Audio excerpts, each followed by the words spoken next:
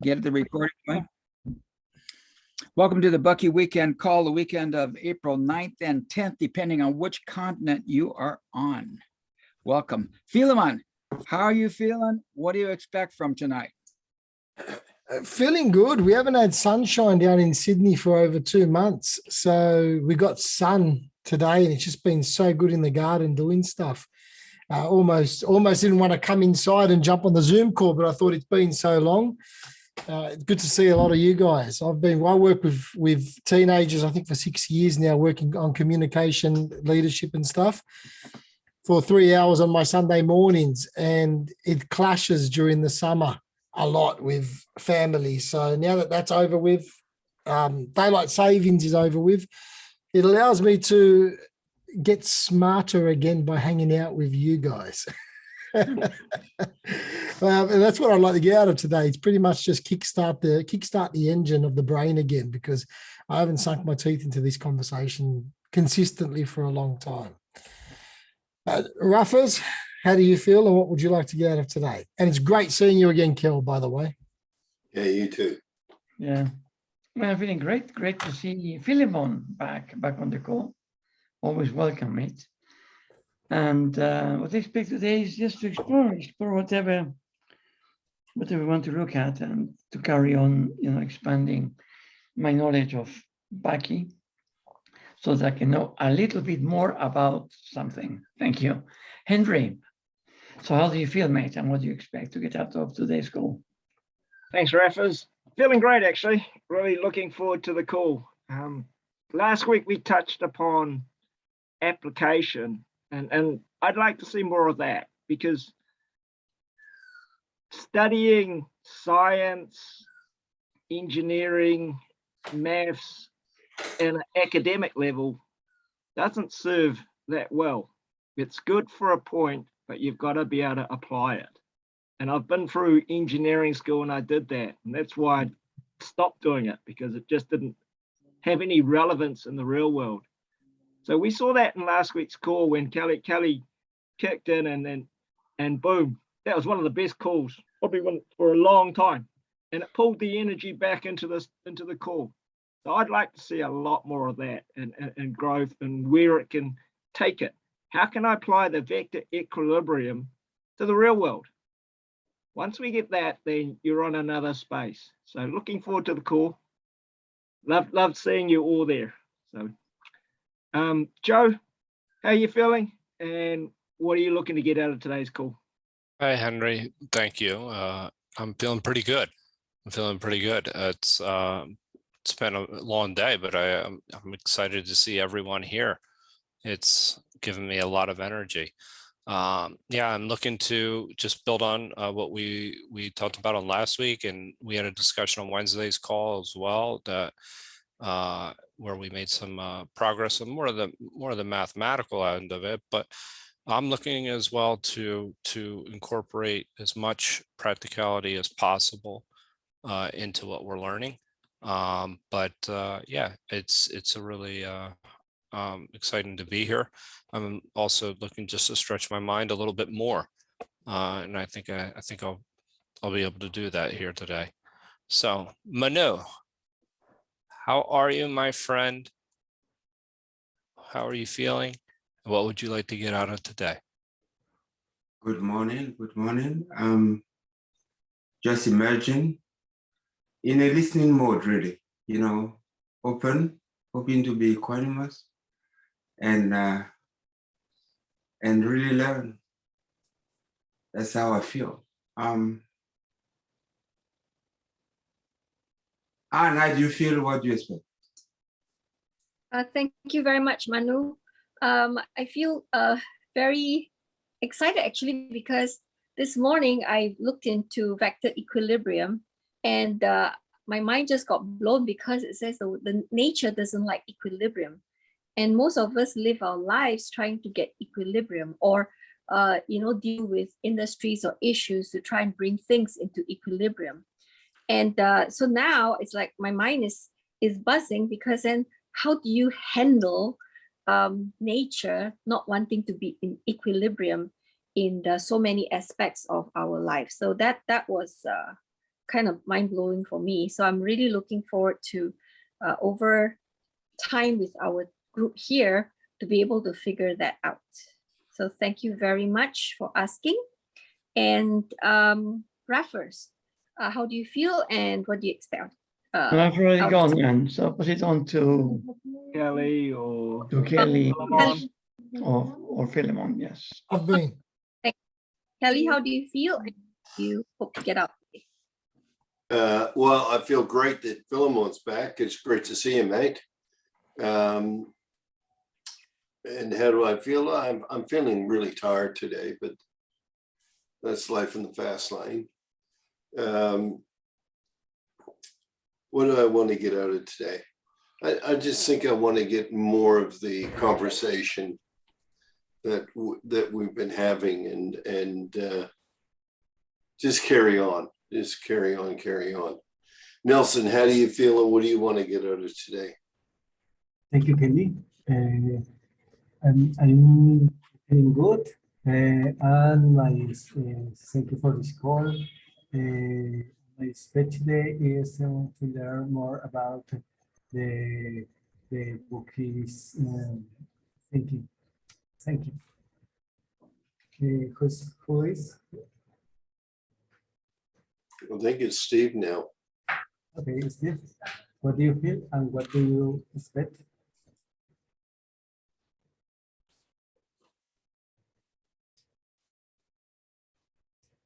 Steve, you're muted. Thanks Steve, for you're that. muted. Thank you very much, Anne. I have to respect in every way. Listen, if these calls cannot be applied into my life, then I'm missing a whole lot. And with due respect, at the same time, if we talk about bolts today, and we talk about all the ways we can use bolts and all the ways we can apply them in our lives, we'll be talking about paperweights and hula hoops.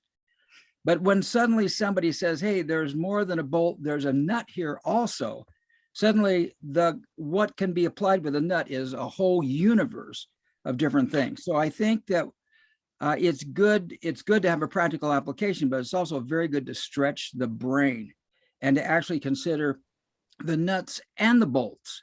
And as we've been pondering our conversation over vector equilibrium and dualities and positives and negatives, I have had a most amazing freaking month. And I've been writing some articles on, and I listened today to a video on quantum mechanics that I heard 3 years ago. And all of a sudden, because I understood there were nuts and bolts, there's positive and negative. You know, this torus is going in both directions simultaneously. That conversation on quantum mechanics was so much more practical and so much more helpful in terms of modeling how to build a system.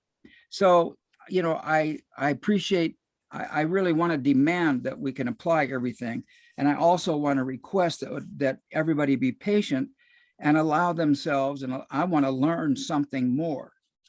So my intention today, we're going to read more from Bucky. We're going to go back to the more old style things. We do that at some loss. I'm going to continue to write an article on vector equilibrium and why those radii are removed in Bucky's example, and how come that icosahedron shows up. And I've got some really major insights in that, in how businesses are structured. I mean, if you get to it, Bucky's explaining how diamonds are formed. Now, so to understand vector equilibrium at a higher level includes a higher degree of application. One just has to be patient with oneself long enough to apply that. So with that in mind, we're going to tackle the hierarchy that we ended up with last time, and we're moving to section 1056, which is one of my favorite things. It's the 18 me's. It's going to be the 18 me's. And anytime we get to talk about me, I get really excited. And Bucky has 18 of me's, and there are 18 of you's too. So we're going to see what that means. And in terms of your question, because we're not going to go for vector equilibrium tonight, you are absolutely right. Bucky starts that jitterbug thing out and says that nature abhors an equilibrium. And yet you are right. We all struggle for the equilibrium. I think there's a huge lesson in that that's worth pondering. I will say one more thing that Bucky says in the jitterbug video. He says that you and I only see one side or the other of vector equilibrium. We do not see vector equilibrium. And from his point of view, it's impossible in nature to achieve equilibrium. Well, vector equilibrium. And so now we get to differentiate between vector equilibrium and equilibrium. And for me, and I think we've talked about this on the call before, for me, the kind of equilibrium I'm looking for in my life is more like an alignment. I think I'm looking for alignment. And then I can separate vector equilibrium from equilibrium, and I can say equilibrium is more like alignment, and vector equilibrium is the nature of a system. The system does not want to stay in vector equilibrium and wants to collapse to one side or the other, and then it's pumping constantly. So that is worth meditating on many times. There's my, you asked about vector or about equilibrium and about this nature abhors the equilibrium. There's my comment to you. And, you know, if you're interested, I'll send you the article on that whole jitterbug thing, because I'm really getting into exactly, I'm talking about those very concepts. Very cool. Any comments or questions on vector equilibrium versus equilibrium and alignment? Any concepts, any questions or comments on that? Nobody? Okay, cool. Thank you, Ann. All right, so let's jump in to our topic. And you know what? I want to make sure of something here. Did I actually start the record button? Yes. Yeah, good. We're recording. Dynamite. Whoop, wrong piece. Here we go. Cosmic hierarchy of comprehensively embracing generalizations, 1056. And Joe, you've kind of been our reading guy, and John isn't here tonight. So how do you feel about continuing to be our reading guy, Joe? Well, I feel honored to be able to do that, even though I prefer John's voice. But in any case, 1056.10, Cosmic Hierarchy of Comprehensively Embracing Generalizations. 1056.11 equals integrity. The cosmic intellectual integrity manifests by universe. The orderly inner accommodation of all the generalized principles constitutes a design. Design as a concept of ordered relationships is apprehendable and comprehensible exclusively by intellect. As the human mind progressively draws aside the curtain of unknownness, the great design laws of eternally regenerative universe are disclosed to human intellect. See section 105.6.20, line 38. Which we're going to probably get to eventually because we're traveling down this thing. Comments or questions?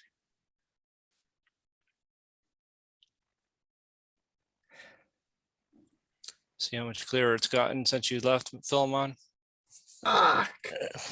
Sorry. I thought I was on mute. I thought I was on mute for a second. I thought I was on mute. Shit. Perfect, Joe.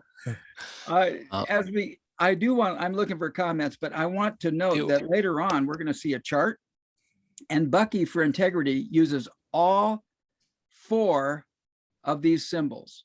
He uses this guy for integrity, uses this guy for integrity, uses this guy for integrity, and he uses this guy for integrity, me, which is really profound, that I'm a generalized principle. So that's upcoming. But any comments or questions about what Bucky is saying here? Philemon. No, I'm still I've rereading it 3-4 times, trying to, I'll piggyback on the back of somebody else that wakes me up. Comments or questions? I think you need to break it down into pieces. Sure. And then just work on the pieces, because there's quite a lot of big words and things going on. What pieces you want to work on, Henry? The second, the orderly intercombination of all generalized principle constitutes a design. Yeah, I think Right that's, on. that's great. I I'm love actually that. going to try and pull that out as well. What does that mean? Yeah. What does that mean? Comments, questions?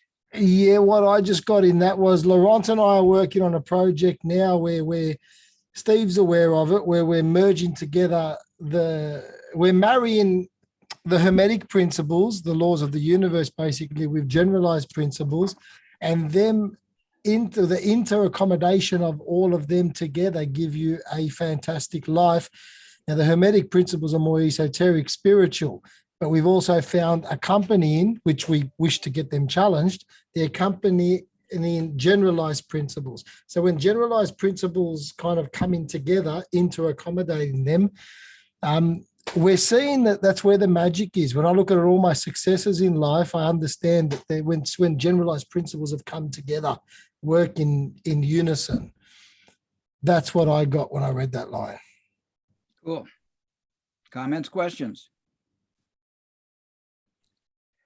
Okay, well, I'm getting a couple things. Go ahead, Joe, please. I was just going to say something. When you're kind of, I was thinking about this in practical terms. When you're designing a framework, you come up with a set of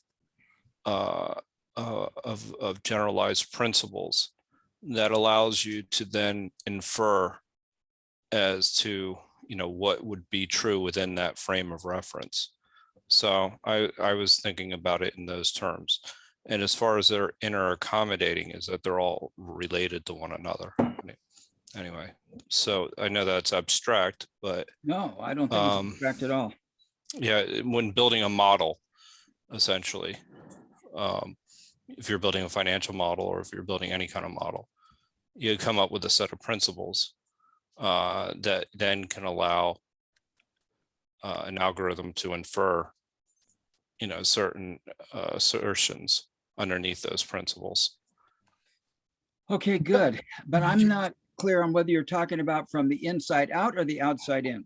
Yeah, Joe, you just opened up something for me in that and just realized how easy life is, because we've all heard the term start with the end in mind, yeah, and then work backwards. But if you start with the end in mind and then look at the generalized principles working backwards to get you there, inter-accommodating them, intertwine them, and lived it sounds easy, but I don't think it is, because beliefs get in the way, bullshit stories get in the way, life get in the way, partners get in the way, get in the way. But if you started with the end in mind and then interconnected the steps with generalized principles or piggybacking off each other, I dare say that would be a magical kind of life.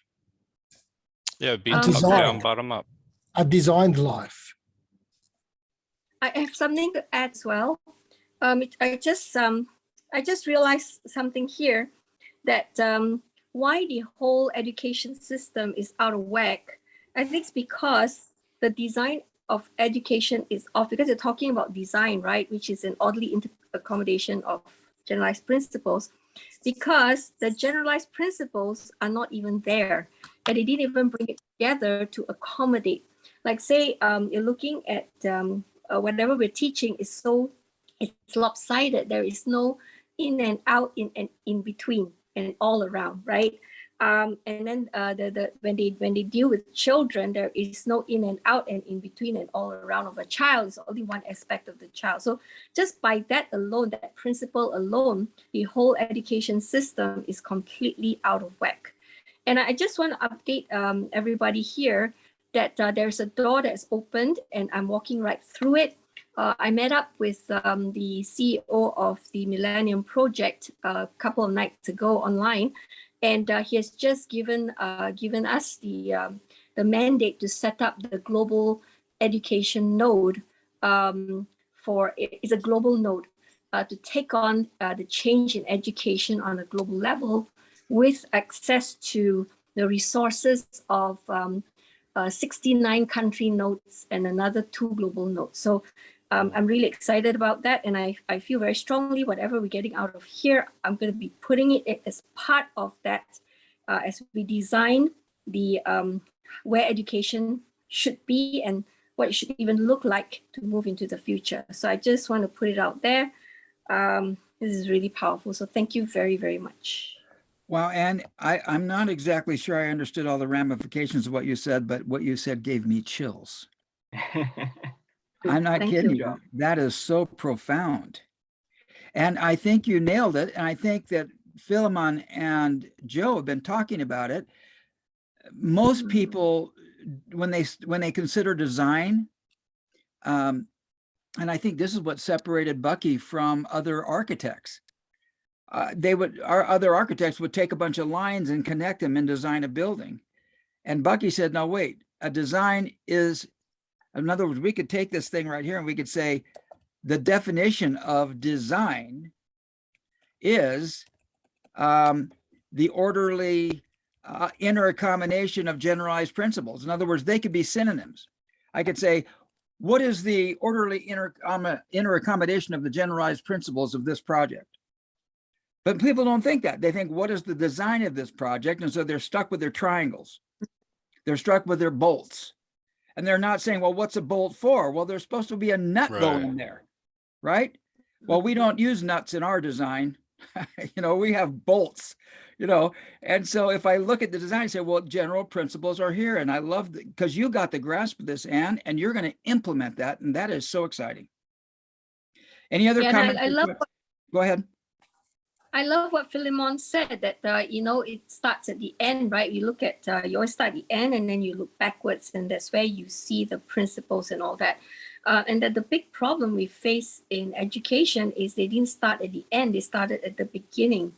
And that's why they're so bored, because they have no end. And it's like the beginning doesn't make sense, because it's like they broke it down into pieces without that big picture thing, right? Right. So the kids are, and they can't even see the end. So you really have to start from the end and then teach what they need to know. Yeah. So anyway, I love what Philemon just said. Yeah. Yeah. And so this what's that boat racing called where the team sits in the boat? Harvard does it, and they all row, and there's a guy up in the front that says ho ho ho, right? If there wasn't a guy up in front saying ho ho ho, these paddlers would just be paddling in any old freaking way. Isn't that right? And so it's like the guy in the front of the boat knows where it's going, and he keeps everybody on general principles. Does that make sense? So cool. My contribution here is just as simple. I mean, we're going all left and right. All it's saying is axiomatic, that the universe is a design. Right on. That's all he said. That's right.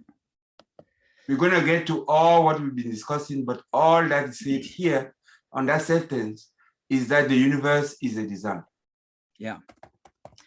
And the design is the orderly inner combination. Yeah, that's all he said. Yeah. Of. Yeah. But Bucky also always says that you start with the biggest picture, start with universe and work backwards. And not yet there. He said the universe is a design. That's what he said, Henry. Yeah. Yeah. And the other thing that hits me is this word, he loves to do this, is interaccommodations. Like he doesn't say relationships, he says interrelationships. He doesn't say accommodations, he says interaccommodations, which I really like. In fact, I've eliminated the word relationship from my dictionary. You'll never hear me say the word relationship. I will always say the word interrelationship. What's the difference between an accommodation and an interaccommodation? Well, I think that this is just another way of saying energy flows, energy always flows, and energy flows to the point of least resistance, to the line of least resistance. That's another way of saying it. Right. It's axiomatic. Okay. Anybody else have any comments on that? Why don't you dig deeper into that? Tell us the difference between the two. Because that's a good point. It's a good point, Steve. And it's understanding the distinctions that actually helps. Because when you understand the language, then you can apply it. Absolutely. Anybody have any ideas what the difference is between a relationship and an interrelationship and an accommodation and an interaccommodation? Well, just a comment. interrelation assume that there is exchange between different parts, and that, you know, and that they are influencing each other, yes. Yeah. Does everybody get that?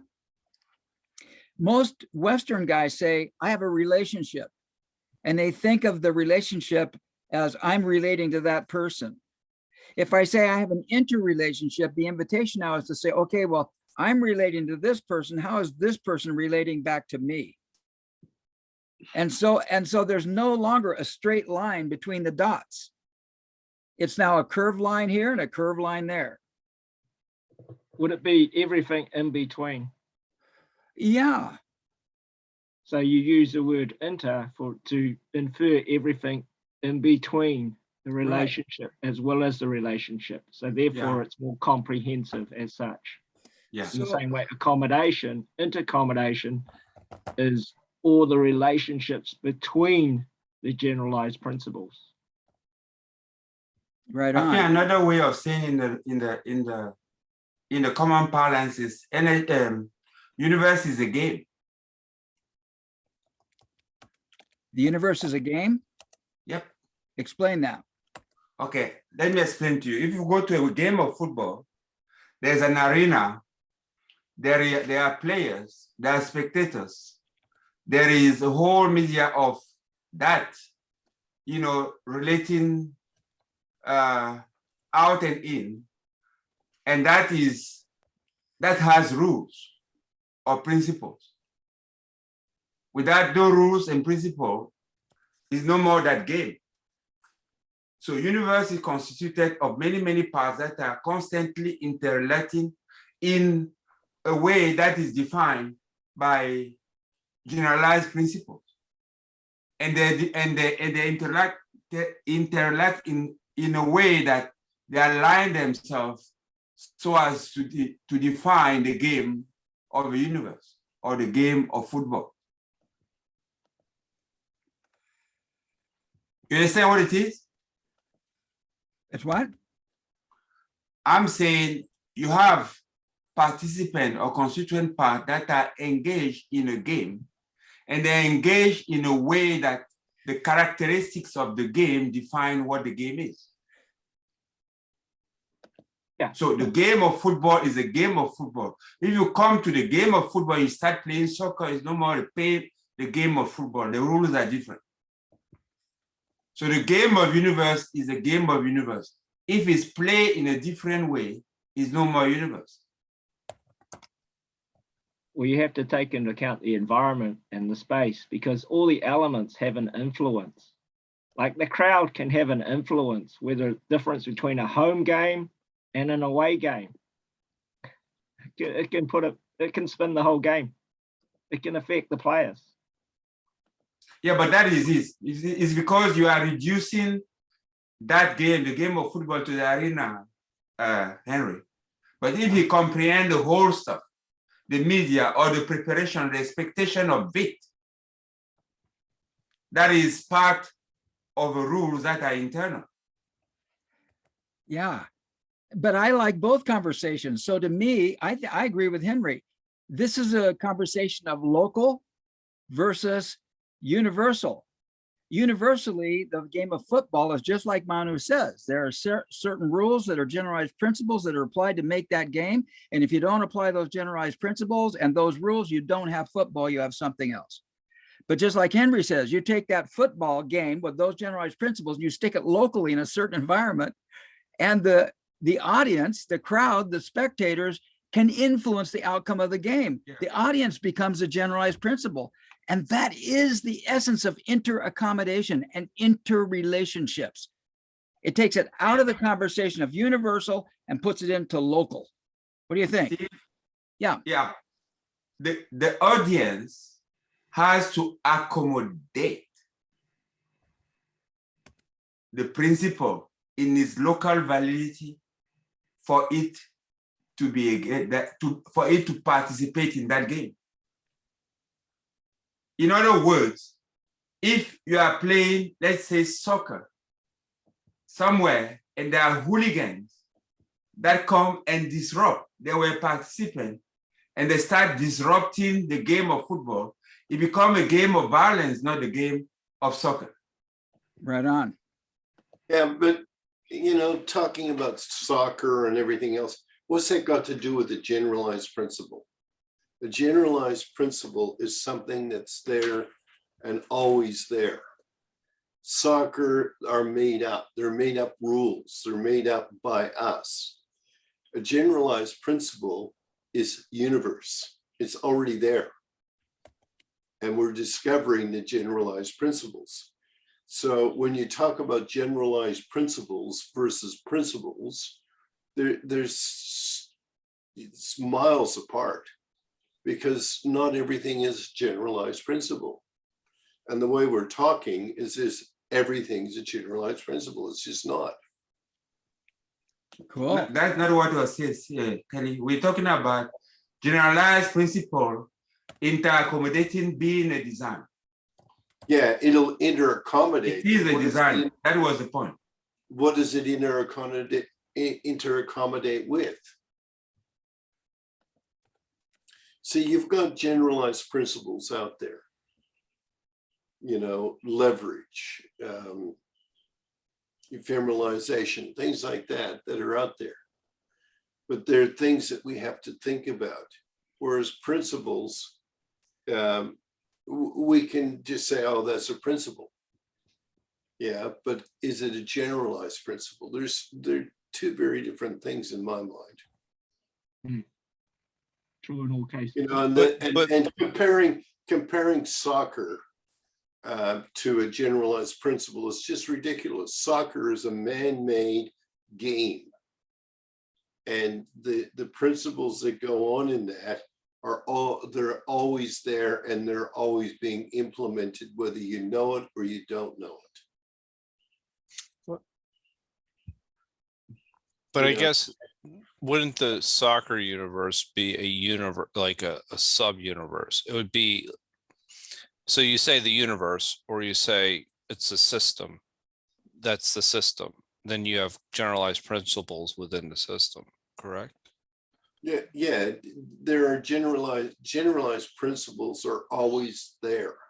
They're not there some of the time Okay. They're always there. In every case, they're always there. And so when you look at it like that, we've got so much belief in what we do as humans. We've come to believe that everything is, you know, we can say, oh, we can deem that's a generalized principle. It's not the case. There are only a very limited amount of generalized principles. And soccer, Nobody has doubted that, Kelly. Nobody has said that they are not always there. I would just think that, you know, we can progress, really. Because nobody has said that. But comparing it to a soccer game. No, nobody has compared it. Somebody has said, if you imagine like to put together something. Bucky said in the first paragraph that the inter-accommodation of generalized principle. Yes. Nobody went to say compare anything to anything. Yes, but you're comparing the inter-accommodation of generalized principles. And then you have to define what a generalized principle is. Let's see, it makes no sense to me talking about a soccer game. A soccer game is a human construct. A generalized principle is not. See, I agree with Kelly, and I see Manu's point. In other words, I start with understanding how to design cosmically, and then I build my business. And if my business happens to be soccer, I'm going to be arbitrary, and I'm going to set up my rules. And when I've done that and built my business, I'm no longer cosmically generalized principles. Hopefully, I've considered all the generalized principles when I created my rules for my business or my soccer game or my soccer franchise. But I agree with Kelly, generalized principles are cosmic, they're meta.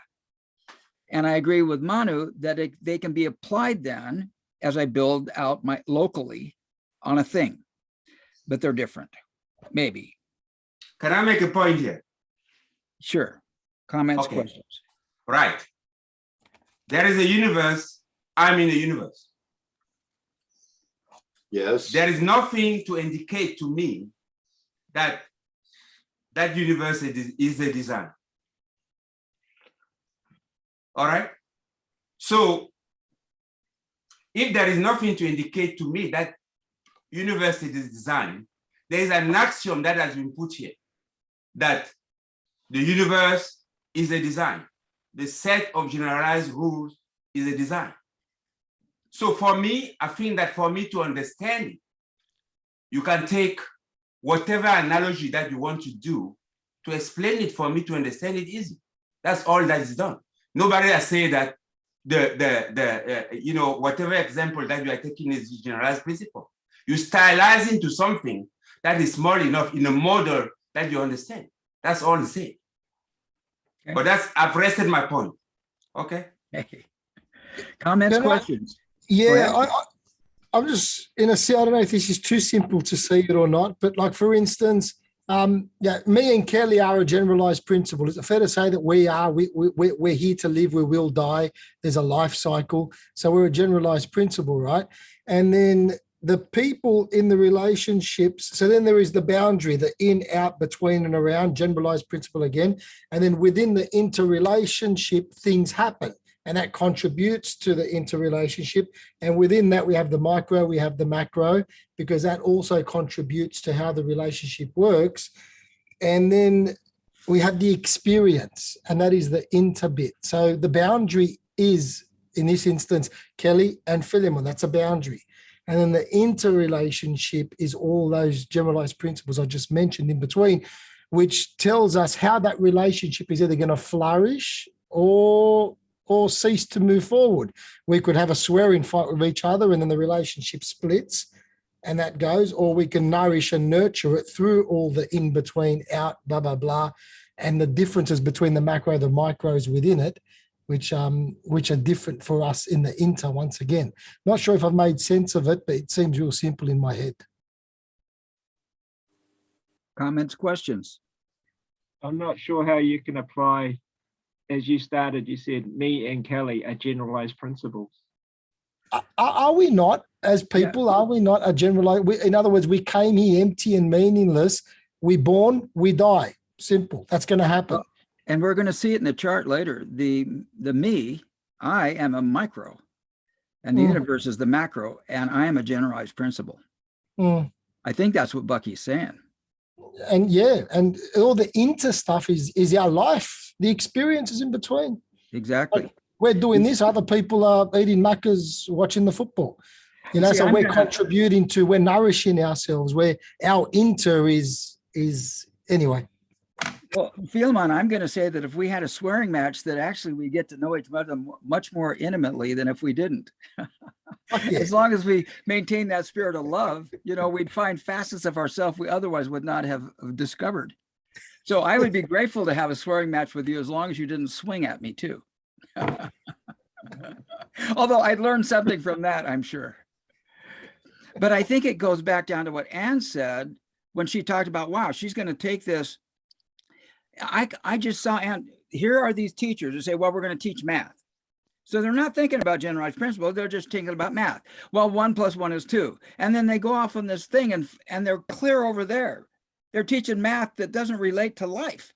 And so Anne's going to be the guy up at the front of the boat going, row, row. And she's going to say, no, bring those things in this direction, because we have generalized principles that are critical.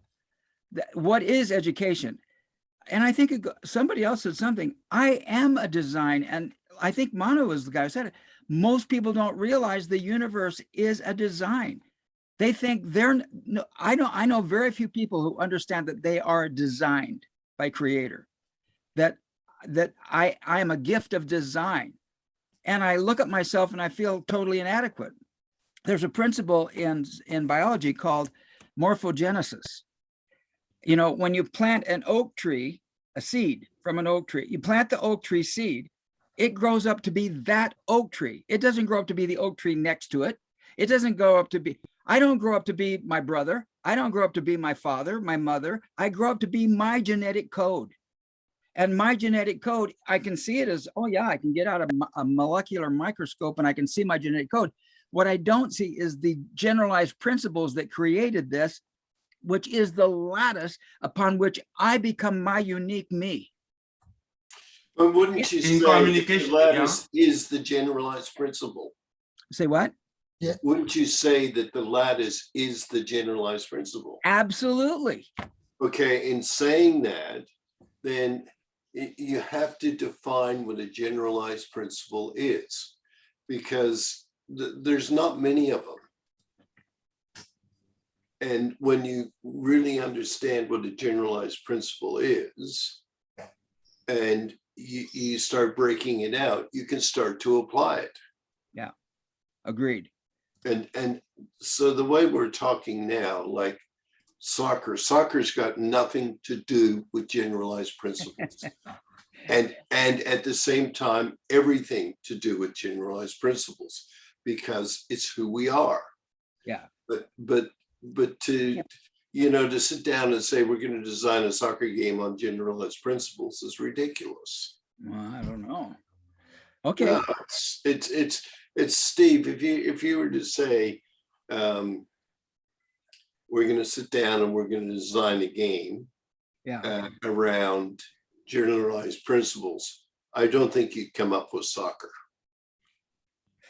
Well, if I said, and I agree with you in spirit of what you're saying, but if I said, okay, I've got a field here and I've got a ball, what are we going to do? And then I start accommodating and interrelating with this ball. Yep. And I think that's what Anne's doing when she builds a curriculum, when she builds a pedagogy. That's exactly what she's doing. Yeah. So anyway. Within the generalized principles, not creating generalized principles as they go. Yeah, agreed. I agreed. And I don't think that was okay. Let's just put it here. Talking about that soccer. If I kick at the ball doesn't go forward, it goes backward. Will it be soccer? Yeah. I mean, let's just stop saying, going around. What's that got to do with the generalized I wouldn't go principle? there. I have rested my case. Let's progress, please. I'm saying again, if I make a rule to say that if I kick the ball, instead of going forward, it's going backward, that is not according to the law of kinetics. That's right. The generalized principle is that. Let's just progress, please. And because I'm inside the universe. There are principles. Okay, they are generalized principles that are always there. Everybody agrees. Right. But if I want to, somebody has told me, written that axiomatically, that universe, natural fact, is a design. You bet. So what I'm doing, where we going, please, where we going is that I'm aware of those designs. I learn of those designs, and I try to design locally according to those in such a way that I am part of that universe and I play the game of the universe. Yeah. That's so the let me way I say it this understand way. it.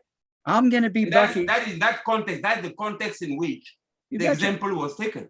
Yeah. So I'm going to be Bucky. I would not, it'd be a waste of time also to take that and be going around and around and saying things that don't apply to the moment. Let's progress. Okay.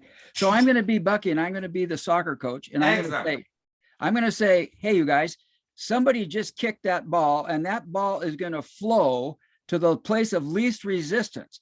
In order to play the soccer game, somebody else has got to get their butt out in front of that ball and kick it back in the other freaking direction. And that's the game of soccer. Understanding that energy flows and it always flows to the place of least resistance. So to me, that's how you apply a generalized principle in the construct of a business or a game or anything, education, anything. Comments, questions? Do you guys want to probably recap on Bucky's definition of a generalized principle? Do you have one?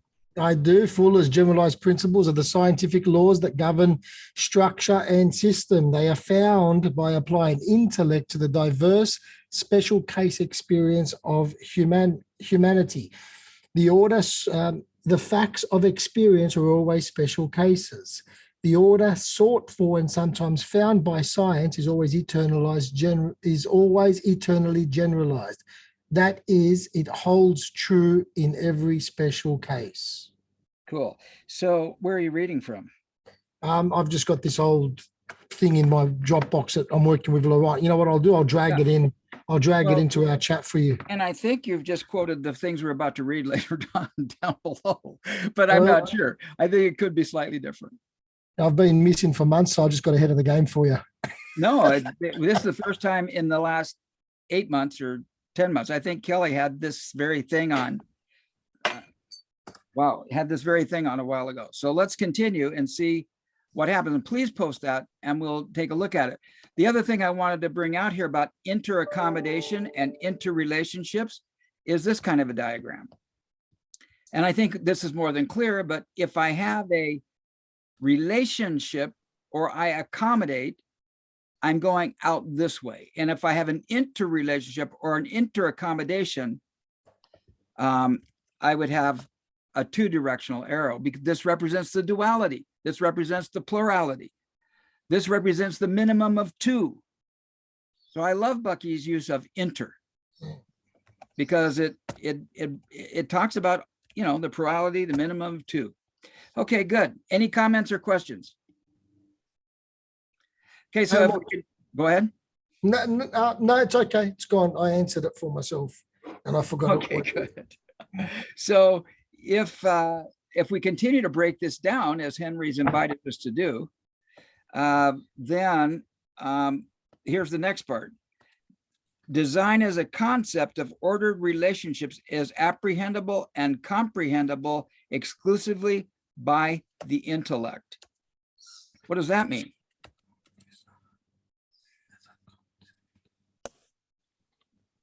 Is a concept or as a concept? Design as a concept. Yeah. To me, that relates actually to when Bucky talks about what the mind does, which is relate and interrelate. Yeah. And that's intellect.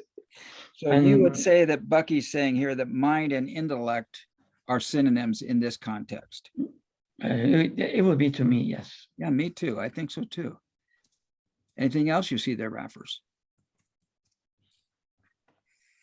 See, my brain stores the information, but and I could say it's apprehending the information, but it's just like collecting dust. My brain collects dust. If I'm really going to apprehend it and comprehend it, I need something more than my brain. Yeah, and can I throw something in that can help that? Because let's define now, where is it? Intellect. What kind of intelligence are we talking about when there are 9 intelligences? So how do we now, which part of our intelligence do we use to comprehend or apprehend something? For instance, I'm not very musical smart. I don't have a musical intelligence, but I have a very good naturalistic intelligence or an intrapersonal intelligence. So I think that also needs to be discussed in there when we talk about intellect, because this is why a lot of kids, this is where the education system's also pretty crappy as well, Anne. It's not made for all the intelligences. And I thought I was dumb in school and stupid in school because I wasn't good at maths and my English wasn't the best, still isn't. It can be much gooder. But I look at my intelligence in my adult life and I've leveraged my intelligence and I've done pretty good for myself. So focus needs to be on the individual and his awareness, their awareness on their intelligence. Comments, questions? Yeah, but again, actually, if you think about the mind and how the mind actually works, and when we separate different intelligences, don't them all relate to the mind eventually? There are different aspects of how the mind works. But if you get to the general principle of mind and brain, I mean, you have an educational revolution just there. To me, because you accept how everybody's mind works and how you relate and interrelate is fine. Whereas what happens in traditional education is your mind needs to work only this way. Every other way is out of the picture. I mean, that's where the problem arises, because again, a generalized principle goes out of the window. Yeah. I want to add to what Raffers and Philemon just said, because what has just happened is, excuse me. So one of the generalized principles that education went up against, right, and went total opposite, is the doing more with less. It did less with a lot. We use so much energy and we produce very little. So when the minute we focus on just one aspect of one intelligence, we are throwing so many resources to developing one, when in actual fact, you can develop multiple intelligences all at the same time, and in a shorter time than currently the education system, especially the traditional ones, is expecting people to spend. So there is another takeaway from today's meeting. I'm like so excited right now. Yep. Yeah. Actually, another Thank you very point, much. to complement what you're saying, people talk about, are you a visual learner, an oral learner, or kinesthetic learner? We all have the three. One of those can be predominant, but nobody would say I'm fully kinesthetic or fully oral or fully visual. But again, the way in which we process information, sight comes first because of speed and efficiency. For example, I mean, that's not to say that sound is not important, that motion is not important. They are all important, but if we get the whole picture of how this design works, and we make this design work for everyone and use it and exploit it to basically optimize the way we use our design, that's when you get amazing results, rather than, education today, which is telling people about what to do, what to think, repeat what you're taught, and in fact, most people are trained just to be parrots and to replicate what they learn. I mean, that's not learning. That's just, again, barking at print or barking at work. That was in my view. So again, understanding design is critical to education.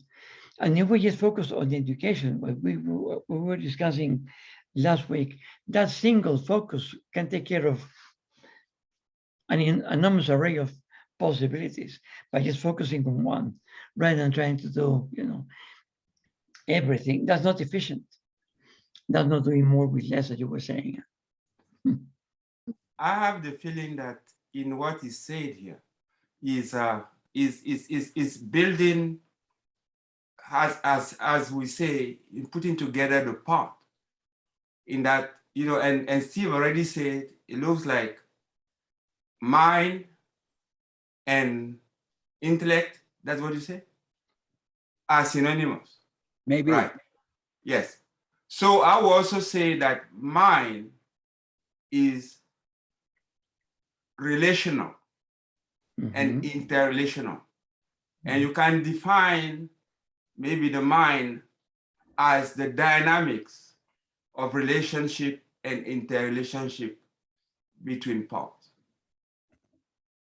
Cool. And when in education, we talk about developing the mind, or talking like Philemon was saying, that, is more of a relationship, is more, like his intellect expresses in different ways from the mono thing that we've been taught. That is it, what in essence the mind is. And developing is realizing that, there is that richness of channels and networks of communication that is actually geometric, is expression. And secondly, it is with that you come to apprehend, that is trying to wrap around whatever that you are focusing on, and comprehend. completely wrap around, going into, kind of cycle around that in such a way that you learn the most that you can for what you're trying to, let's call it study. That's a little bit the way I kind of grasp what is being said here. Is that universe is structure, and this is the way it works. It started going a little bit into detail about what that design, how that design works. I got something pretty cool there. I've always had a chip on my shoulder against corporate and academics in a way. You said something very good there, Manu. You said developing is realizing. And immediately after that, I scribbled down, most people don't develop self, therefore they never realize. They spend too much time developing career, and they realize career void of self. I just like what you said there. It's they don't play with, they don't go inside. They don't have those conversations. Not all people, just most people that I've generally been around in that space. That is the apprehendable. That's awareness. And then and then once people are aware, then it's comprehensible if you can apply it, if you can understand it, and then you can use it. There's a lot of ignorance out there, or uneducated, as it were. There's a lot of ignorance in here. I'm struggling. You don't know what you don't know. Yeah, I'd like to posit, Philemon, that Bucky probably didn't consider the 9 intelligences or the 6 intelligences. I'm going to posit that, in fact, those intelligences are a way that human beings calibrate aspects of mind or intellect. So I'm going to pose that to you. And I because I'm running this, I might ask to share. I'm going to share a little something here because I had a mind-blowing thing. Do you guys remember 2 weeks ago or 3 weeks ago, we were talking about electromagnetic energy and electromagnetic fields? I'm looking for my, oh, there we go. There's my control panel. If you guys remember, we showed a video that talked about the standard idea of electricity, that electricity is flowing around in this electric cord and that people see electrons moving. And Derek, the Veritasium dude, says, well, if electrons are moving back and forth and that's what's creating electricity, then besides the electricity coming to the light bulb, it needs to go back to the source, but it doesn't. The electrons, he points out, are just moving back and forth. They're not doing anything. This electromagnetic energy is flowing with the pointing vector, it's flowing, but the electricity is not in the cord. The electrons are in the cord. The electricity is flowing in the electromagnetic field around the cord, around the electrons. And what dawned on me this last week as I've been pondering this is, what if the brain is like the electric cord? And what if mind or intellect is the electromagnetic field around the brain? And so my intelligence is out here, my mind is out here, and my brain is in here calibrating, right? Going, oh, musical intelligence, emotional intelligence, different kinds. I'm calibrating, but my mind is what's doing the calibrating, and it's just triggering neurons in my brain to say different kinds of calibration. I'm going to show you one more thing that blew me away as I thought about it. And this just came to me yesterday. Here's another representation of the electromagnetic field around a magnet, North Pole, South Pole. What if this is left brain and right brain?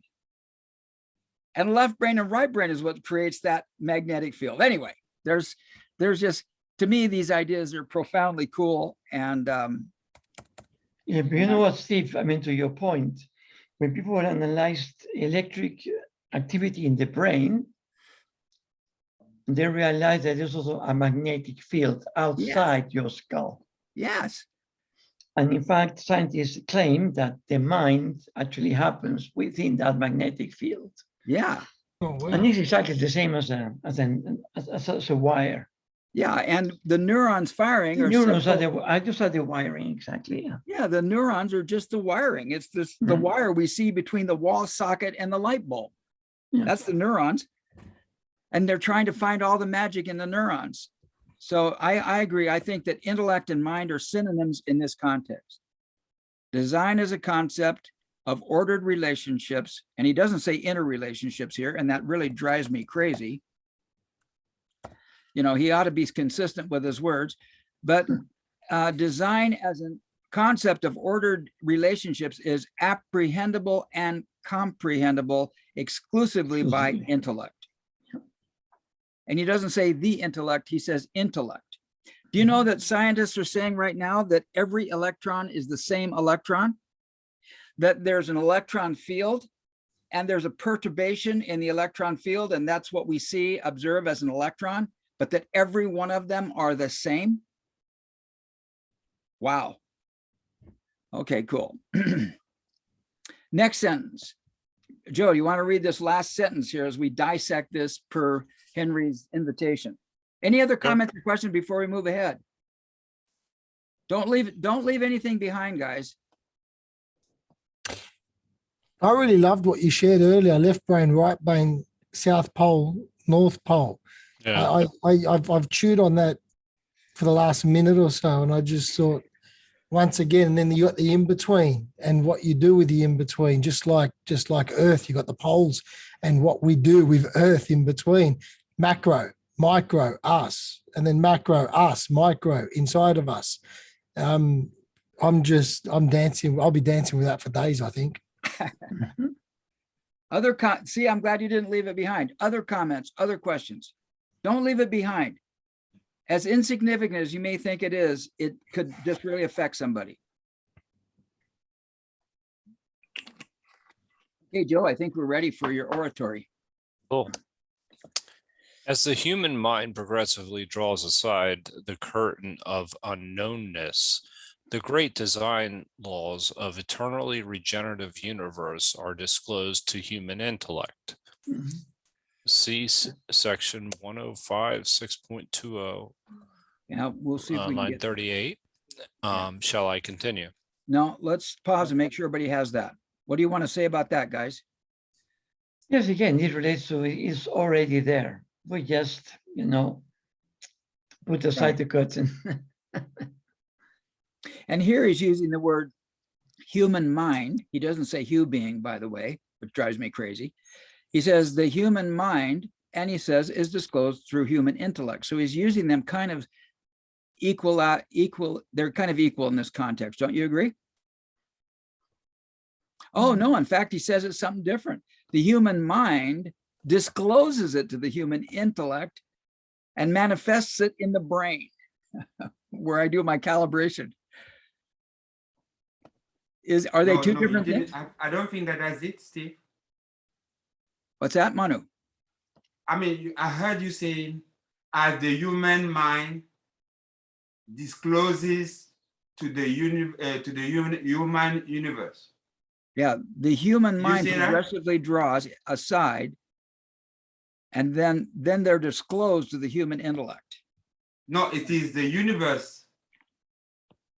It is the law of the universe that are disclosed. Yes.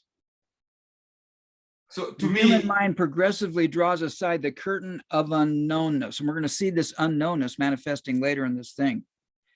The great design of eternally regenerative universe are disclosed. So as the mind progressively draws aside the curtain of ignorance, then the regenerative laws of the universe are disclosed to the human intellect. Anyway, I don't think Bucky was very specific in his words, but it's cool for us to ponder them. Do you have a point, Manu, on there? Did I miss a point for you? I don't mean to mess you no, up. I just wrote it in the chat that it is the pursuit of veritas.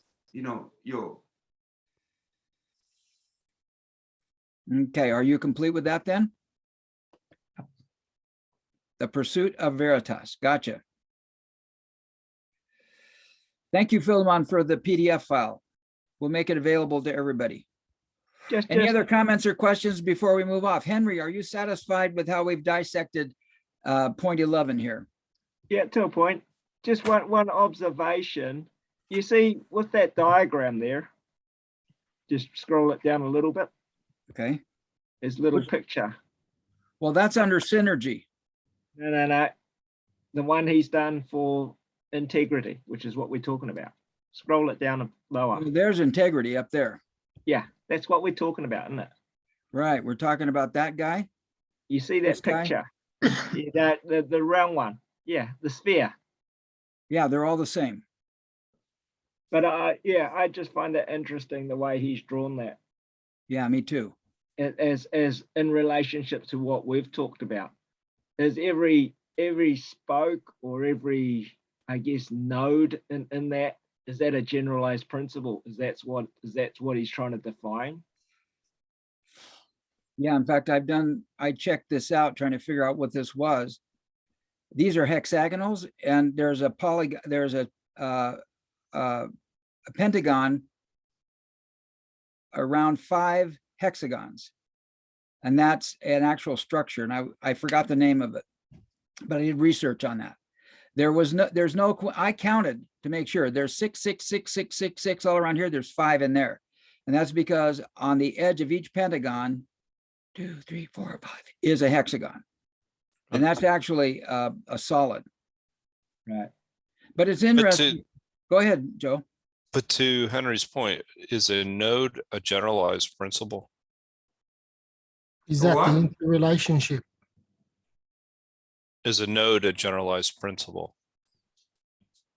I don't think so. I don't think so either. I was just, He's just trying to visually represent that for us. Yeah. It's like the generalized principles kind of coagulate around a node, maybe. I don't know. What do you think? I think Philemon said it. A generalized principle is a principle that is true everywhere right. in the universe. Yeah. That's what it is. That it holds as a whole, but it holds at any node or any point in the structure. That generalized principle still applies.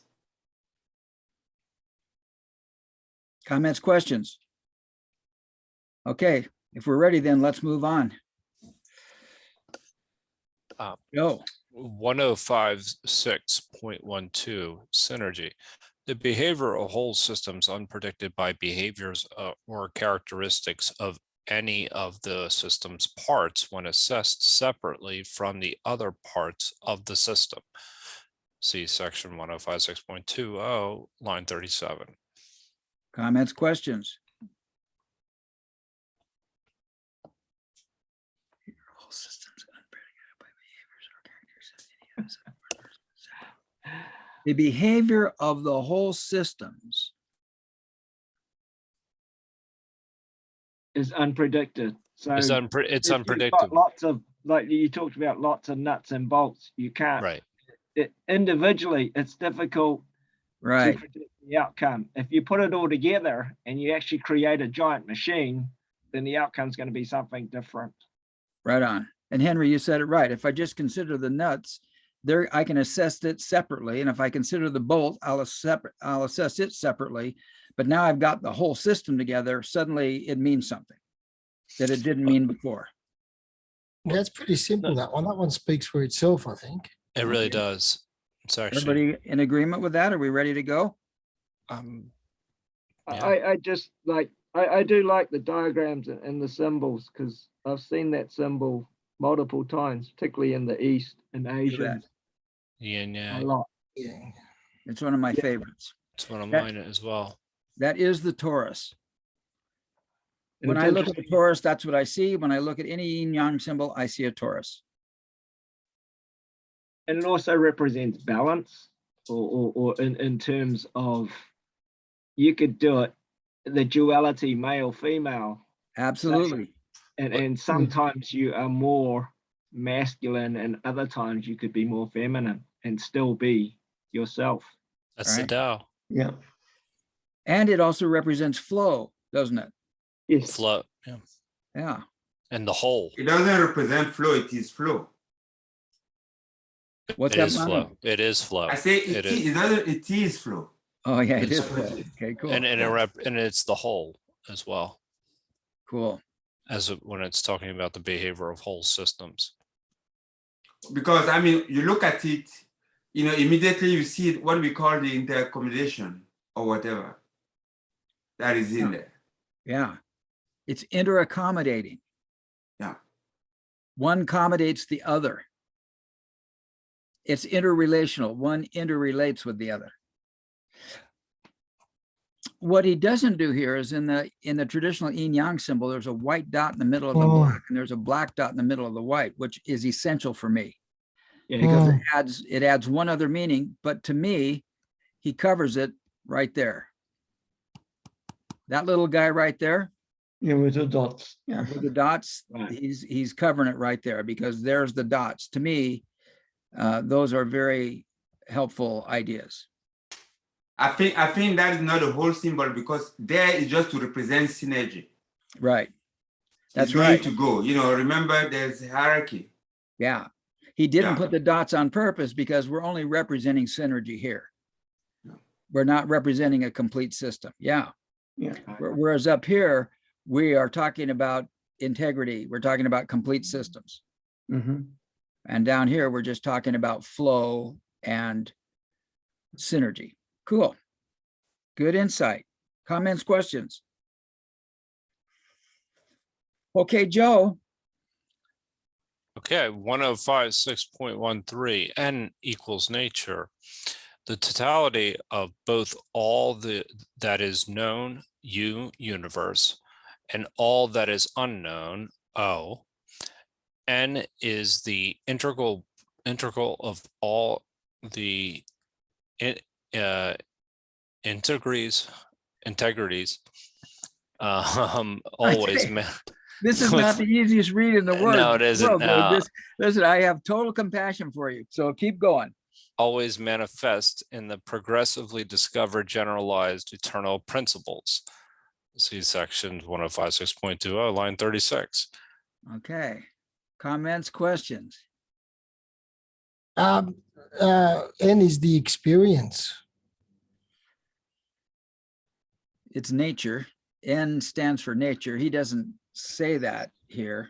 No, but yeah, just the way. Yeah. N equals nature. Yeah. So the totality of both all that is known, universe and the unknown. N Yes. is the integrity is always manifest in progressively discovered, generalized eternal principles. So discovered, progressively discovered. And that's where I just thought, well, that's us playing the game in between. And we Right. discover. That's experience, just in my little. Yeah. Yeah. If we play soccer long enough, we realize that the universe isn't just a giant soccer game. There's something else to it. It's not. Yeah. Okay. Yeah. Now, any other comments on this? Because there's something here that really caught my eye that I just loved about the way Bucky did this. I mean, to me, the whole concept of, generalized principles and how they work and how nature comprises of everything we know and everything we don't know. I mean, that's a pretty bold statement and very clear as well. Yeah. And actually, when I apply these things to today's world, and people take for granted, for example, that there's a principle. When there's somebody invades a country, the other country fights back and they kill each other. And that's seen as normal, as a principle. Even a generalized principle of war and conflict, or even of human behavior. We're studying Bucky, you think that's absolute nonsense. I mean, why should we do that? So, I mean, what's the logic behind that? Again, it relates nicely to weaponry and leavenry. Leavenry is actually working with the design. Weaponry is just a human creation imposed to exercise power on other people. So again, Bucky thinking clarifies extremely well those distinctions, and we can then make better informed decisions about what happens in today's world. And he goes beyond just asking for peace or stop the violence, which I think makes sense. But we have to go beyond that, which is, I mean, what is the logic of war? What is the logic, as Kelly was saying, Australia is spending billions of dollars it's submarines because they need to defend themselves. I mean, what's the general principle behind it? There's nothing other than, human stupidity, I guess. I don't know. But it's great to be able to distance myself and ourselves from what We most call people it- we accept call it as progress. as truth, which is not. It's just absolute nonsense. Anyway, We that's call my it rant progress, about Raffers. that. We call it progress, Raffers. Now the Australians will have as many submarines as the Chinese. That's progress. Sure thing. Yeah. Now, Well, what got me was his use of symbols here. I mean, I would have thought known should be a K, right? And unknown should be a U. And yet he's got U for known and O for unknown. Does that do anything for you? Yeah, thought- to me, actually, it really is nice because universe is everything we know. Right. So our perception of where we have come so far, that's our universe. Yeah, I love it. So it's finite, it's definitive, Yeah. it's got a letter we all recognize. It's a U. Yes. And I think what Manu put into, I thought that would actually work, Manu. You just said it might be false. Yeah, I'm not so sure. I thought that it actually worked. It's the I'm not so sure. Let's progress it. okay. I mean, because I thought it was good. Nature and the unknown equal the universe. Yeah, he'll Yes. actually put this together down below. We're going to see a chart. Okay. down below. Now, until you see him saying at 1056.15, universe is all the known. Yeah. Then Well- that relationship becomes shaky. Yeah, you're Well, we shall see. you're racing ahead, I guys. don't know. I'm still up here on 13. Doesn't disprove what what you wrote. Well, let's get to 15 when we get to 15. What about the significance of the O as the unknown? Do you see any significance in that? 0. Yeah. And what Nothing. is 0? No. I think when I read that, I think about and always have in mind that what I know is considerably lesser than what I don't know. Right. Operatively, to me, is the principle. What I know is considerably smaller than what I don't know, because it implies that I have to revise all the time what I thought I knew. Right. Mm-hmm. In light of new proof, in light of new manifest, in light of new observation. Right on. For me, the significance is the O encompasses everything. Just draw a circle and it's everything. Yes. What is known is you. The U is known. The O is everything. And this concept, the Westerns developed the idea that O was 0, but had nothing. But the O historically for human beings has been everything. Mm-hmm. Everything unknown is O. Draw a big circle, that's the universe. Indicate what I know, it's the U inside the O. Anyway, I thought the O was really cool. Yes, and nature includes U and O. Mhm. Yeah. I also see I think you start seeing this. I think it's something that's now is ringing me. Okay. Universe is finite, Right. Right. but Yes. what I don't know is infinite. Yes. Do you see what I mean? Yes. Is that what I know plus what I don't know is still infinite. Whatever finite quantity that you add with an infinite quantity Is infinite. is infinite. Yeah. I love it. And then thus you see the two words that are used, two symbols. Universe, okay, it is still open to something, Right. but the unknown is also infinite, is also the cipher, is also the symbol of infinite. Okay, but this is philosophy. It's not useful yet. Agreed. Good. Any other comments or questions? So- I don't know. Actually, I disagree with Manu. I think what I don't know is finite as well. The difference to me, actually, when it comes to infinite, is the possibilities, the divisions. Divisions are infinite. So we have a finite space with infinite possibilities. Yeah.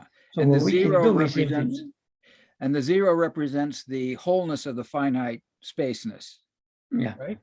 Raphael, wait until we get to 10561.115. Okay, I look forward to that. You revise that. Good. Cool. Joe, any other comments or questions before we go? We may have that cursing match yet, Philemon. So go ahead, Joe. 1056.14. O is equal to all the unknown, the a priori mystery, experientially and operationally manifest as a cosmic source by the scientific record of all the known, which has always been unpredictably and successfully harvested exclusively from the a priori unknown, which is non-simultaneous succession of the discoveries, thereby discloses that no discovery has yet exhausted the a priori mysterious exclusive source of all the scientific knowledge, all of which discoveries are always experimentally re-verifiable to be forever a priori existent and waiting to be re-verified as being eternally coexistent with all other principles. Comments, questions? That's another breakdown. Yeah. You want to do that, you guys? Shall we do that? Yeah. What do you say? Another breakdown. Let's break it down. What sentence do you want to start with? The first one. All right, let's start The with a priori mystery experientially, yes. the a priori mystery experientially and optionally manifest as a cosmic source by the scientific record of all unknown, All the known. Known, of all Stop there. known. Yes. which has been unpredictably and successfully, Yeah, you see, successively. Successively, yes. I hope this helps breaking it down into sub-sentences. So we're considering each phrase. An a priori mystery experientially and operationally manifest as a cosmic source by the scientific record of the known. Now we're going to describe the known, which has always been unpredictably and successively harvested exclusively from a priori unknown. The known is what is taught. The known is what we know, and the unknown is what we don't know. And we harvest the known from the unknown. Unknown, yes. How do we We know go, to do actually, that? we go from the known Wait a to minute. the unknown, I think. Wait a minute, Joe, what?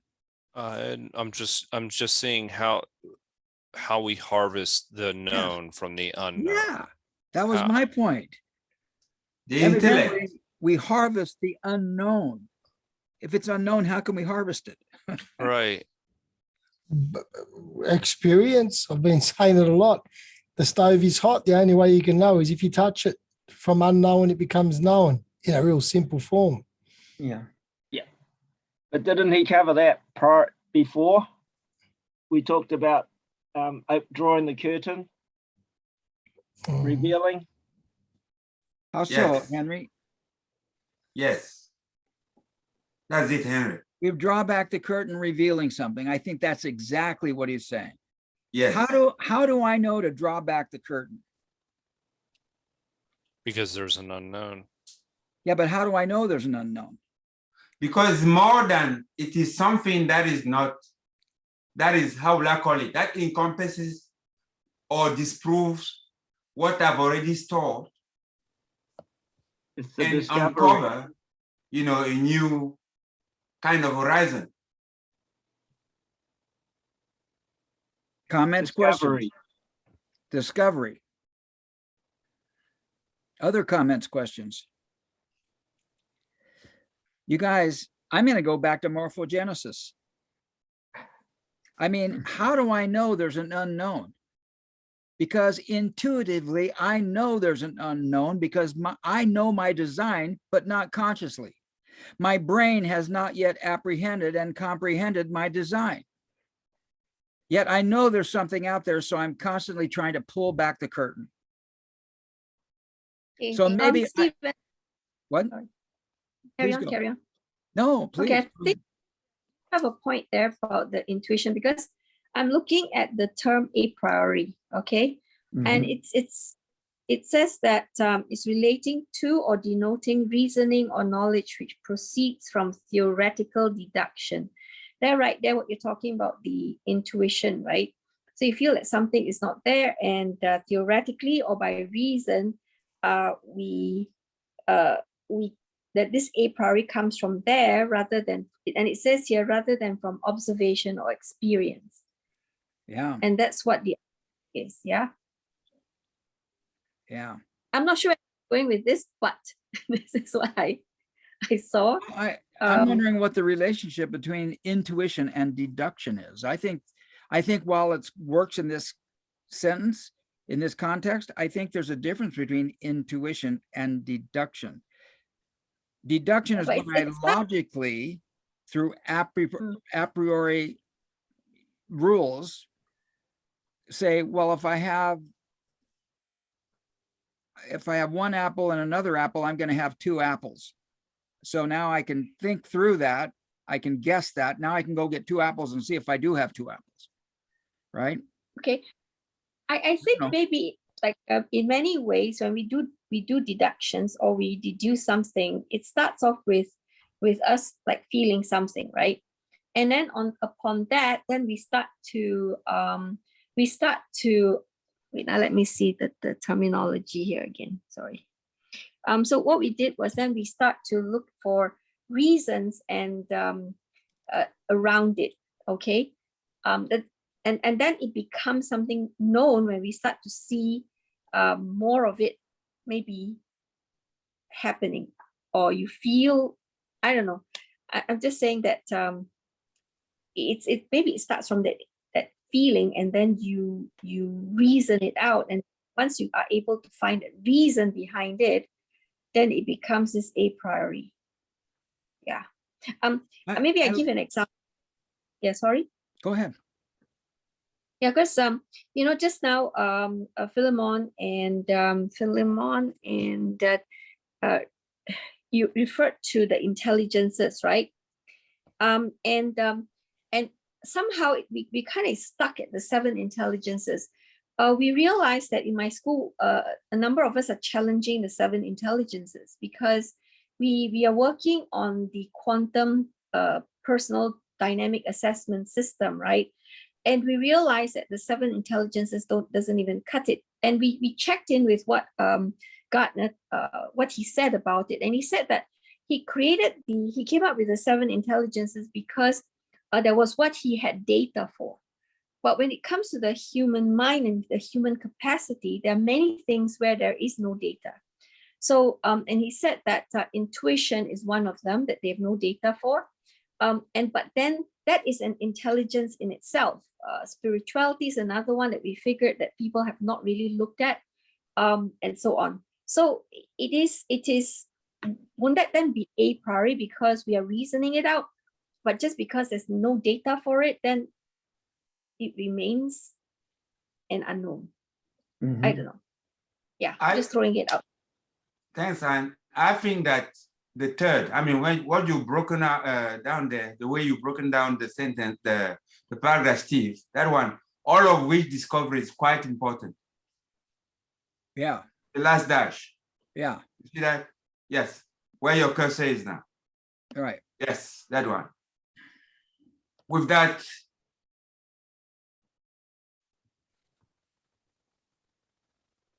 all of which discoveries are always experimentally verifiable. Yeah. In other words, I can do the ex- verifiable.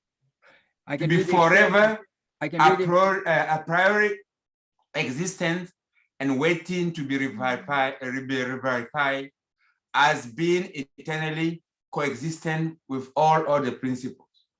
yeah. So we have things that we think that is known. And as long as it holds wherever locally it is, integrity with the general principles, then it is always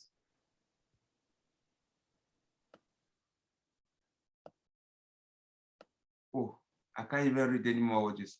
Okay.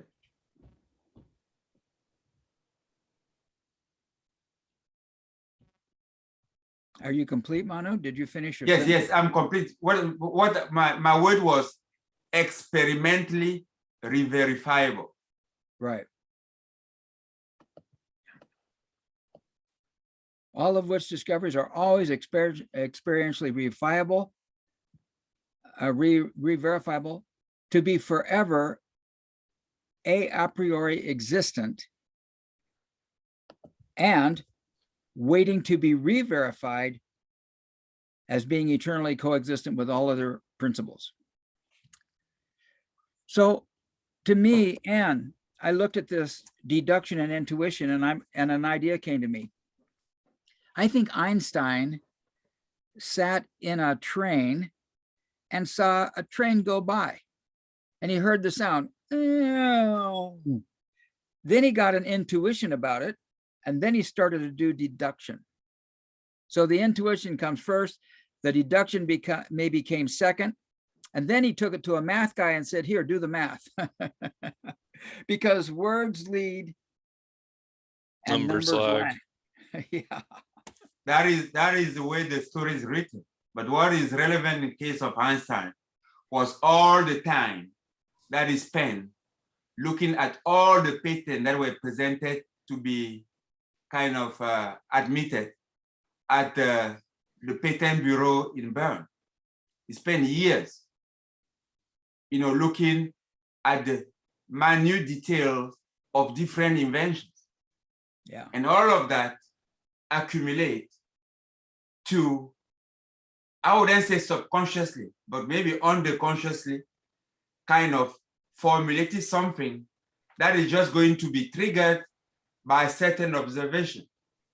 But it was already accumulating there, that knowledge of him, reading those things. In other words, it would probably not be somebody else other than somebody like Einstein to make that leap. Because highly qualified mathematicians, including a French guy called Poincaré, they came close, but they never made the leap. But somebody that was looking at it from the point of view of application and trying to understand those applications and tick some box, doing it over and over again, had an advantage of doing that induction still. Is that a question for me? No. I'm just saying that, like you say, Einstein sat on the train and then have this experience was like a aha. Yes, but that aha was prepared. He was riding on the shoulder of giants. In other words, he was aware of many things that a commoner physicist or mathematician wouldn't be aware of, by the fact that he worked for so long at the patent office in Bern.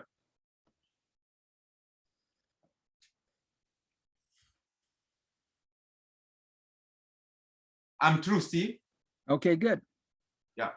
I'm still pondering all sorts of stuff. Anybody else? Comments, questions? Are we complete with that one? All right. We seem to be complete with that one, and I'm not looking at the clock. Okay, we're about ready to go. Let's see here. Yeah, let's finish this last one, and it'll be it for tonight. And then next week, we'll take all this in consideration of, I'm going to go find this one and start bringing in these lines, and I'll introduce these lines within each one of those things. Let's do this one. Joe, are you ready to go? Let's hope this isn't too complicated. Let's see. Okay, 105.6.15, U equals universe, all the known, all the thus far observationally known to exist phenomena.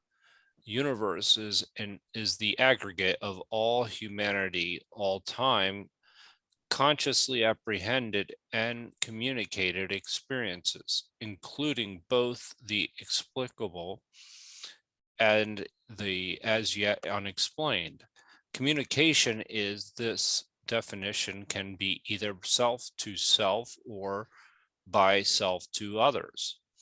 It is only by such eternal generalized principles, discovering the mind's conscious communication to the brain's neuron bank, that each generalized principle discovering experience become an integral special case asset of humanity's awareness processing facility. All the foregoing integrate as the known, human awareness first apprehends, then sometimes goes on to comprehend. No guarantees. Oh, So how much drugs did Bucky take? Seriously. If I might comment here, and why when I first wrote universe is known plus unknown. No, what is saying here, what I understand here now is that universe is the known, right. explained and unexplained yet. That's what he's saying universe is. Right. So the unknown is still there, is aside. It's not, the unknown is not part of the universe. Yeah. And there's the universe and the unknown are in this dynamic where us, as with the mind, are constantly pushing the boundary of universe. So universe is something living. It's not something dead, finite, just dead. You get what I'm trying to say, Steve? I think Or so. anybody else? If Yes, you of break course. this down, he's saying that universe is all the known. Yes. The only thing, and that known is composed of the explained and the unexplained. That is all of the universe. Right So on. what is unknown is not in the universe. That's right. He's saying arbitrarily the universe is only that which is known. Yes. If it's not known, it's not in the universe. The universe is Yes. only, or universe is only what I know is, but there is other. There Yes, is there's unknown. other stuff. Yes. Yeah. And what he's saying also is that what I know is in two parts. What I know and I can explain, and what I know that I can't yet explain. Yes. Right. That's exactly.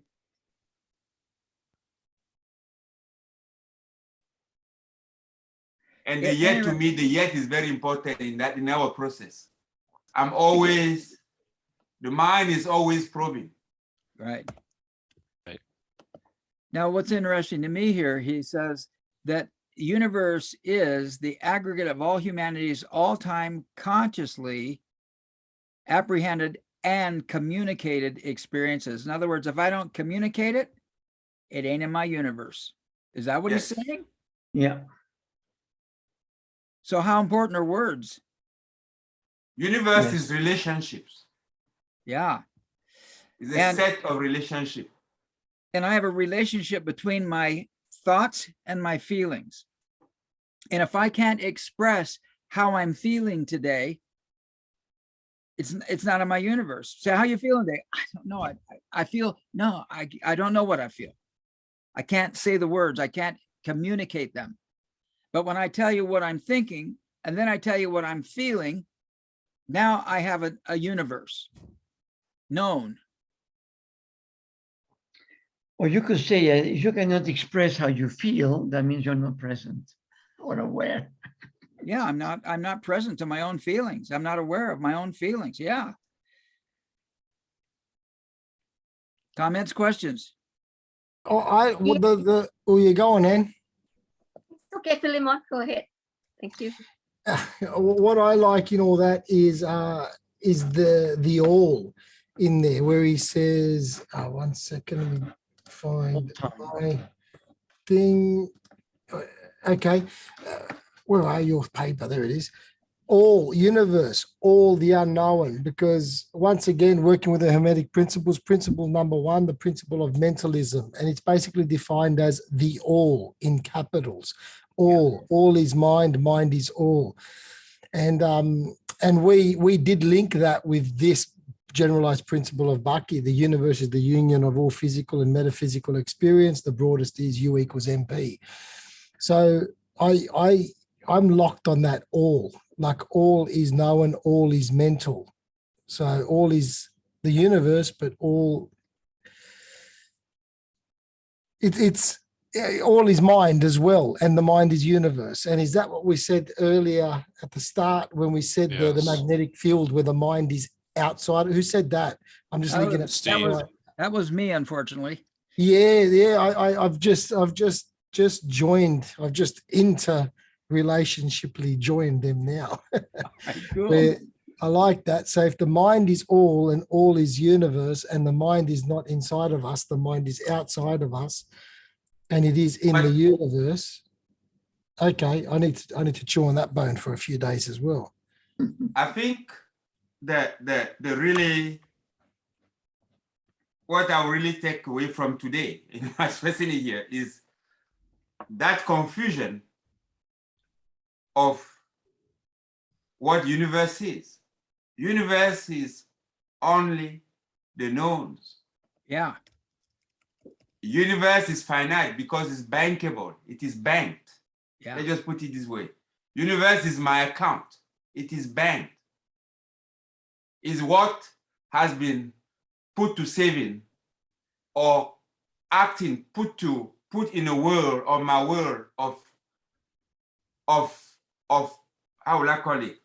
So it is something that has been put into an account that is, known to me or no, explained by me or unexplained by me, or yet to be explained by me.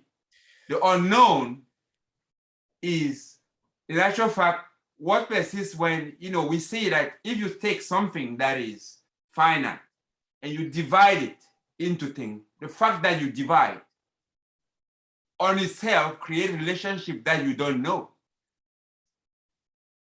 Right on. So the mind probing, in actual fact, as natural, there is a consequence to it.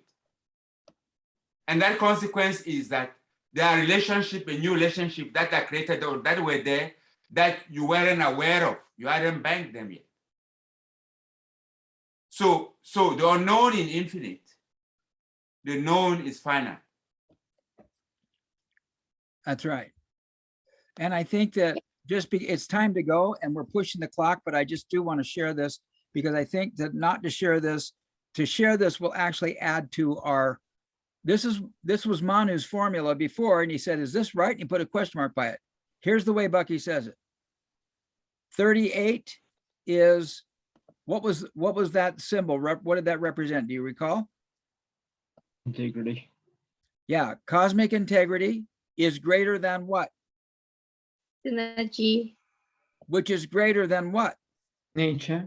Nature. Which is greater than what? Unknown. Unknown.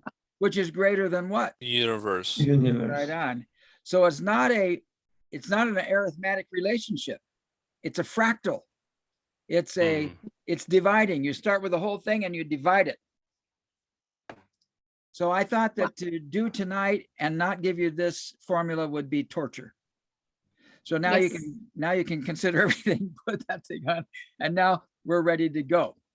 Philemon, how are you feeling and what's your takeaway tonight? Oh shit, don't start with me. There's too much happening. Feeling good. I've had the boxing playing in the background. It was interesting actually watching the fight, the Ghanaian versus the little Mexican American over there, and listening to this conversation. So it was an interesting combination of a high level conversation and interrelating that while visually looking at 12 rounds of boxing that just finished. And I was present to that whole thing, and left brain, right brain, there's a lot there.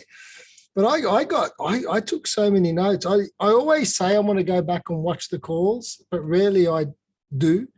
This is one that I really want to, because one, I contributed consistently, and I want to see where those contributions go in the coming days. So I really want to look back on this.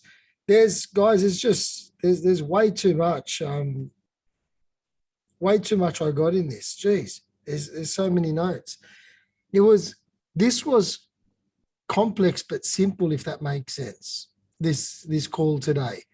And it was complex upon the reading of the paragraphs, but very simple in the conversation. Very simple. So the application is going to be the fun part now, because I want to go and write and think about all this kind of stuff. So I got everything, but I got nothing. Anne, how do you feel, and what did you get out of today? Thank you, Philemon. I was actually very thrilled because I felt that I got a lot out of it until that last bit there regarding the all the unknown. Okay. And what did we end with? All the known, all the unknown. And the worst part of it is 2 words jumped out at me. It says no guarantees. So now I want to know what he means by no guarantees to what? Which of the parts that he discussed was not a guarantee? So it's like we did a whole 2 hours of almost 2 hours of discussions. And then now we have this cliffhanger of an ending, no guarantee. So now we're gonna have to wait for next week. So that's where I am. So thank you very much for that. Okay. So Henry, yes. How do you feel, and what is your takeaway, Henry? Thank you, Anne. Yeah, feeling great. Good call. Good contributions round. And like Philemon says, it is complex, and it's good that we can pull it into pieces and break it to points where people do have an understanding and it's easier to comprehend. So good relationship, interrelationship. Well felt, yeah. Really enjoyed the call. Thank you all. Raffas, how are you feeling, and what'd you get out of the call today? I'm feeling actually great. I mean, again, I remember, I don't know how many times we have gone through this very segment of, Bucky's writing, and every time I read it, I get something else. And so it's always great to revisit and again learn more about Bucky. My takeaway today is again to understand the hierarchy of from me to universe and everything in between, and to understand that what I know, what I don't know, what's inside, what's outside, and how the fact that every time we come to know something else, something we didn't know before, our universe has immediately expanded. So universe is not a fixed concept either, it's finite, but is again expanding and growing as we expand our knowledge. So the more we know, the larger the universe becomes. So I hadn't actually realized that point before. So that was great to learn today. But among many other things, but that's sort of what I'd highlight right now. So thank you for that great call. Joe, how do you feel, and what's your takeaway, mate? I'm feeling pretty good, actually. I thought that the discussion around generalized principles was actually pretty helpful. I know that a lot of people probably thought that we were just going back and forth, but I kind of felt that was kind of that cleared things up for me. Using those examples that we did. I think I'm with the understanding of the universe, what Bucky actually meant by universe. I have a better understanding of that, and what is known, unknown, and the universe itself. Also, the equation that Steve went back at the showed at us at the end. I wish actually you'd left it up there a little longer, but I'll get it on the on the recording. And just focusing on the fact that I keep focusing on regenerative. And that came up a little bit earlier today as well, because I'm trying to think of things in terms of how do we make them regenerative in general. So, I mean, there's also a lot of other things that we covered, obviously, but those are my key takeaways. So, who hasn't gone yet? Manu. Is Manu, my friend? Yeah. How are you? Well, what are you taking away from today? How do you feel and what are you taking away? I feel very first humble and grateful. I feel grateful that we have a space where we can really express what we feel and what we think without fear, without favors, and still come back, you know, because our test is that of integrity, and integrity is not a given. Integrity is built. Integrity is a principle, but you know, to really, you know, kind of have local integrity in oneself, at times, you know, you have to higher the tempo or to have to lower it. So I come out of here with humility. And I know that what I know is much smaller than what I think I know, and which is minute compared to what I don't know. So that's why, you know, we have to gently but forcefully kind of query and try to understand, you know, what it means. And by so doing, you know, replicate it or try to integrate it onto, try to do our local design in a way that is congruent with those things. And I also understand that universe is set of relationship. And what I don't know is also relationship. So that's what I take away from here. You know, it might not be much, but it's meaningful to me in that I come away better equipped to do something better in my life, whatever small that it is. So thank you all. Who's left? Is it Philemon? No, just me, I think. No, Steve. Nelson. Nelson, my friend. How do you feel? What do you take away? I feel well, excellent call, and my takeaway. Raffers, can you translate, please? Yes, of course. Ok. Yo aprendo el día de hoy es respecto de lo que es la integridad y la sinergia cósmica. So we're here today is a clear understanding about integrity. ¿Sí? Porque hay un orden natural en todo el universo. There's also natural order in all over universe. Sí, que está completamente interrelacionado. That everything is related and interrelated. Sí, y sinérgicamente lo que está manifestado y no manifestado. And that is again, that depends what's being manifested and what hasn't been manifested yet. Sí, dentro de lo manifestado, pues está lo que es material y además lo que es inmaterial. Entonces no lo estamos pudiendo ver. So again, it also relates to what is material or not material or metaphysic. So we can see and we cannot see. Sí, y nosotros formamos parte de ese universo, así lo que estamos viendo y lo que no estamos viendo. And well, and all of that is universe. So universe actually includes what we see and also what we cannot see. Sí, por lo que sabemos y lo que no sabemos. And also what we know and what we don't know. Thank you, Raffles. Okay, I got my takeaway. Mhm. Steve, what do you feel and what do you take away today? Okay.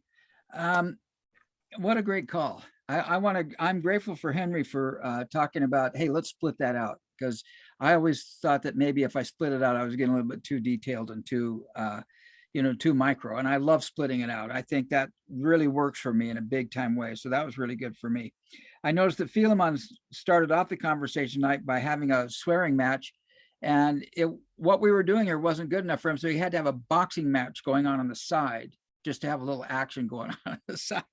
And he's supposed to think, hey, Ann, on the vector equilibrium, I thought of another thing, and that is that one thing the vector equilibrium tells us is that this energy is constantly pushing through and pushing back out again. So any system, if you wait for the right time, will go to equilibrium. And it's ready for a change, and anything can happen when it hits the equilibrium. And it's like a surfer who goes out, you always know a beginner surfer at this beach, because they just grab their board and run out there and they surf against the soup, and they're constantly being pushed back by the waves. But an expert surfer, as soon as they get out of their car, they grab their board and they're looking to see how those waves are coming in. The waves will come in sets, and sometimes they're in sets of 3 and 4 and 7. And a surfer will count those sets and wait for the lull, and will paddle out in the soup at the perfect time to hit the lull. In other words, they hit the vector equilibrium. That's how you make a change, is you wait for vector equilibrium. So don't kick against the pricks. You wait until the energy is right, and then anything can happen. So that's something that came to me with vector equilibrium. So I'm so grateful that you came up with that question at the beginning, because to me, that is an organizational principle that's so profound. Do not fight the pricks, wait for vector equilibrium. Okay, good. Well, I'm going to write that down. All right, good. And I'm using kick against the pricks. That's a Christian, that's what Jesus said, that don't kick against the pricks. And he wasn't talking about people, he was talking about rose bushes, right? Geez, I've been doing it wrong then. I've been doing it with people. I'm just really grateful for everybody. And this hierarchy is really what we're about here. And gee, Susan Cortesi is just coming in on the call. I wonder if she's aware of daylight savings time. I'm not sure she is. Susan, how are you doing? Hey guys. Hey. We are just wrapping it Hi. up. We're in our final minute. It's right at the top of the hour. And if I end it right now, we'll be right at 2 hours. How are you feeling? And what was your takeaway today? Takeaway is I miss you. Oh, Philemon. Oh my God, it's been forever. How you going, darling? I can tell you my heart is with you. I'll watch the recording. Always more to learn with you wonderful humans, beings. And so Philemon, how are you feeling? What are you taking away? I've already told you I want to tell you, Susan. Fantastic, because I haven't seen you in a long time. Good to see you in your scrubs as well. Really good. Nice to see you, Susan. Thanks for joining. Okay, so we're wrapping it up. This is the final moment of the call. See you next week. Oh, good. Thanks. Bye. Yeah, bye-bye. Good Thank night. you. Bye-bye. I Bye-bye. read about your daughter.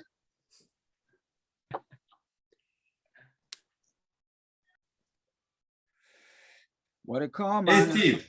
What a call.